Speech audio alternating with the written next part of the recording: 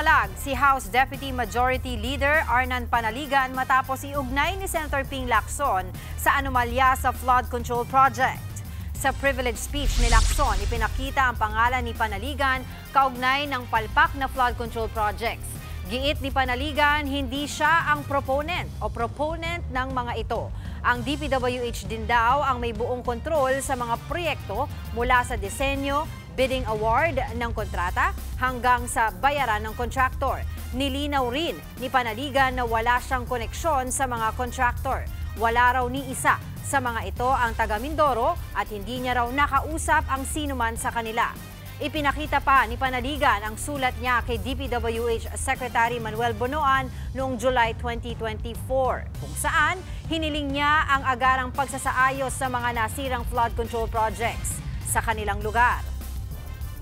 Kaya nga ako ang sumulat July 2024 pa yan kasi noong July 24 may nasira na rin.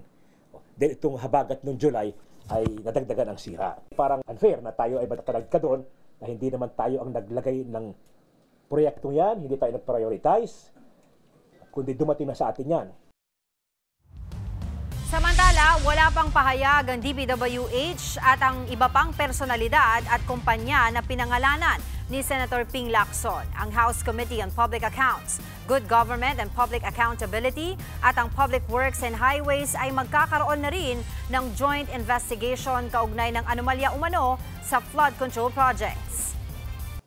Mga kapatid, Angela Lagunsad Castro po para sa komprehensibo at makabuluhang balitaan at talakayan. Mag-follow at subscribe na sa social media pages ng News 5.